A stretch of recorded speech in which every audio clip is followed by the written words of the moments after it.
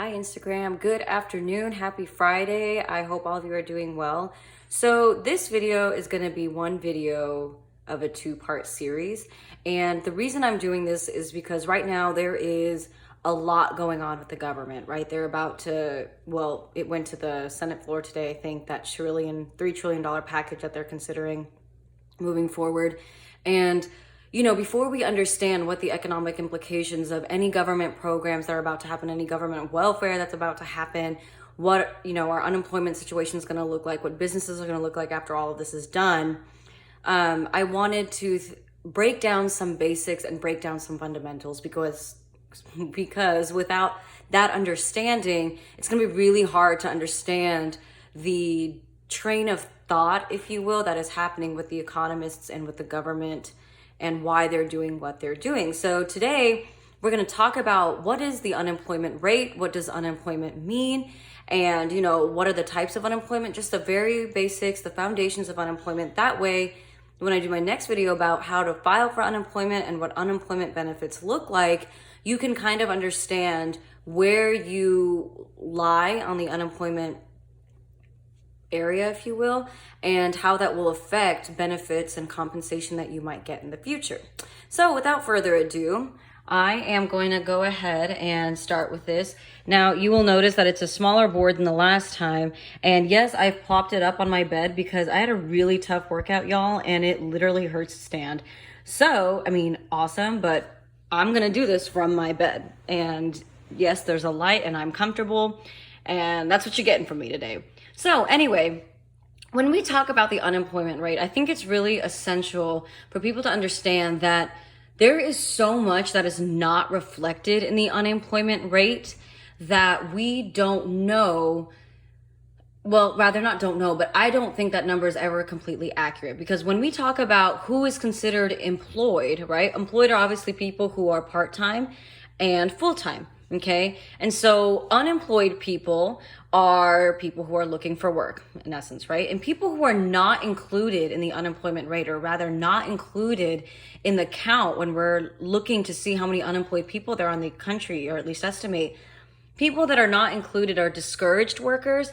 And discouraged workers are people who are discouraged from looking for work. They've been looking, and they just haven't had any luck. So they're literally discouraged from looking. And there was about a 3-month period where in my job hunt myself, I was considered a discouraged worker because I literally just gave up. I was like, F this, I'm done. I'm tired. I will figure out money somehow, dip into my savings if I have to, but I'm not looking for work for one more minute. I can't do it anymore. So I was no longer considered part of the unemployed portion of the economy. People who are retired are obviously considered unemployed. Certain parts of the military are not included in the unemployment rate, and people who are also not looking for work are obviously not included in the unemployment rate. And so the reason that the unemployment rate is not always accurate is because of this part right here, okay? And it's not that part-time people should be included in the unemployment rate necessarily. Yes, they are employed in some way, shape, and form, but that just means that they've ticked off a box that, yep, you have a job, you're good. But what if you have a job that is literally based off of how many shifts you get, okay? The employed portion does not include people who are looking for more work, people who are looking for higher salaries, people who are having to work 2 to 3 jobs to make ends meet, people who maybe have a full-time job, but it's a contract job, or people who have a full-time job, but they don't receive benefits or whatever. There's so much that is not included in that employed portion. And so it's important that when we talk about the unemployment rate, that there's a lot that's also not reflected with that number. And the reason that's important to understand is because when you hear the economy and they're saying, oh, unemployment's really, really low, that sounds good initially, but if you don't know what's not included in that number, then you'll just assume that the economy is okay. But if, say, the unemployment rate's really low, but we have a lot of people who are working only part-time jobs and looking for work but can't find it, or we have a lot of people that are doing a ton of contract works, like literally just contract here and there, here and there, here and there, here and there to make their ends meet, not enough people who are working maybe full-time jobs with benefits, or people who are literally looking or having 2 to 3 jobs to make ends meet. These are all different types of labor that's actually pretty inefficient, especially because the employed rate also, I mean, not that it necessarily has relevance, but it also doesn't show us how effective is our economy being with the labor. Are people's labor skills being utilized to the best advantage? For example, if you went to college and you have a degree in finance, but all you could find is a part-time job working at Starbucks, that's a problem. Or if you are, someone who is working in tech, for example, okay, and you're just doing what you can and you don't have a degree, not that a degree equates intelligence by any means, but you may not be working with your natural competitive advantage. Maybe you're not great at tech and tech takes you a long time to work, but it's the only job you can find. So you're just working a lot harder at a job that you have to because you don't know what your natural skill set is.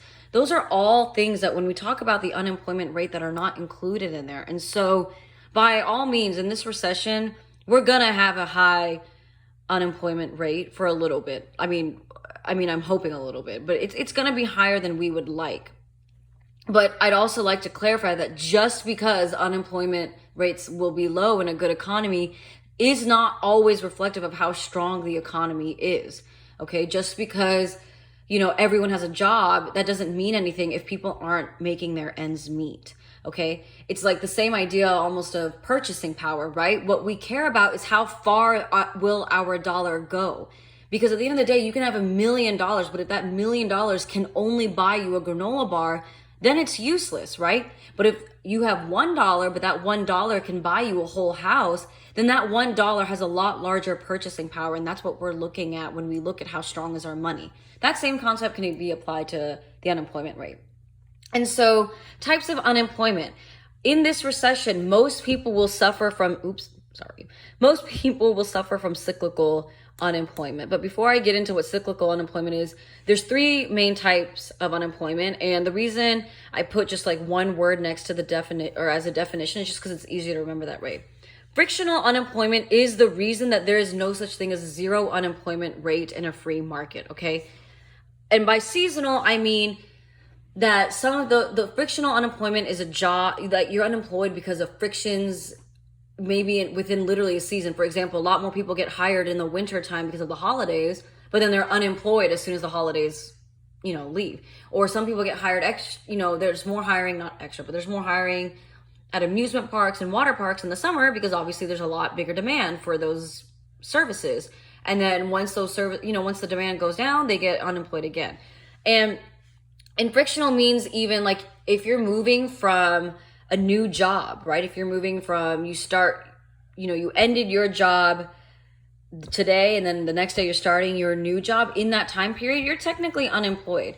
And so frictional is literally, there's friction in the market, there's friction in the seasons, there's some type of friction that's causing unemployment. And so that's what frictional unemployment is. Structural unemployment is where there's a high unemployment because there's a lack of the skill sets needed for the particular jobs that are in the industry. So, for example, when people keep telling you to get some type of technology skill, that's because tech industries are suffering from high structural unemployment because people don't have the skill sets that they need in these tech industries for the tech industry to run. And so when you see that they tend to get people from overseas, it's not, sometimes if they keep operations overseas, it's because it's cheaper. But if they bring people over, it's because the people overseas have the skill sets they need. And they pay them a lot of money to come over here and rebuild their life because the people here in the United States right now don't have those skill sets necessarily. So that's what structural unemployment is. Cyclical unemployment is caused by where we are in the business cycle. And that's why it's called cyclical. It correlates with where we are in the business cycle. If you go to my last tutorial, you can see what the business cycle looks like. But obviously, there's going to be higher unemployment in times of recessions and if we're nearing a trough period, which is obviously where we're headed. And so it's literally has nothing to necessarily do with your skill set. It has nothing to do with whether you're good or not. It's just kind of right now, for example, hundreds of thousands of people are getting laid off or getting furloughed. It's because of where people are now about to be in the business cycle. They simply cannot afford to keep people and keep operations running because in the simplest terms, they have no money. There's no cash flow coming in. And when we're talking about the economy, right, there's the households and then there's the businesses. And the households spend money in the businesses, and in turn, businesses pay wages, which the wages go home to the households, which allow the households to just buy things from the business again. So it's a very cyclical circle of life kind of thing. And so if the house spending is paused, then the business spending in turn will also have to be paused, because they're not, in the simplest terms, getting funding to continue their operations. And so right now, most people are going to be suffering from cyclical unemployment. And the reason that is really worrisome is because unemployment can't go down until we start kind of moving through our business cycle and moving up through an expansion and kind of going to our peak again.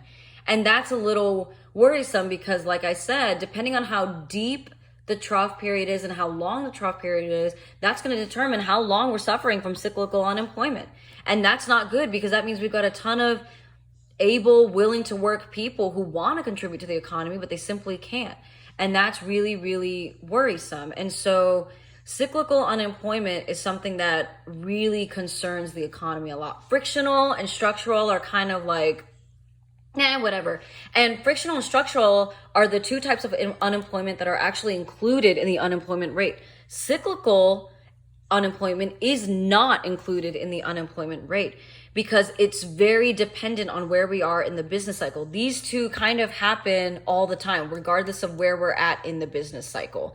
But this is really the worrisome one, because again, it's dependent on how long and how deep is this recession about to be. And the goal is to mitigate that. The goal, especially with this $1 trillion package, one would hope, is to mitigate, again, how deep and how long this recession is, because then eventually we can reduce the amount of cyclical unemployment and get it back to where the frictional and structural unemployment is. So that's just a little quick thing on the unemployment rate. And so the takeaways are, these are the three types of unemployment. This is what is included in the unemployment rate. And it's also important to remember that there is no such thing as zero unemployment in a free market. And there is a baseline of unemployment. It's not like we're looking for the lowest number of unemployment, okay? We have a baseline. And so generally in a good, healthy economy, our baseline of our base rate, if you will, of our unemployment base rate, is generally 5%. And that's, again, constituted of frictional unemployment and structural unemployment. So when we say that unemployment's really high, what we're really saying is that our number is deviating from the 5% in a significant manner, and it's much higher than we anticipated. So if someone says, oh, our unemployment rate is higher than expected, that means it's higher than expected of the 5% base. Or if it's lower than expected, that means it's lower than the 5% base. So those are just some takeaways. And tomorrow we will discuss unemployment benefits, how to qualify for unemployment, and how that varies from state to state. So thank you guys. Thanks for being with me during this video, and I will see y'all later. Have a great weekend. Bye.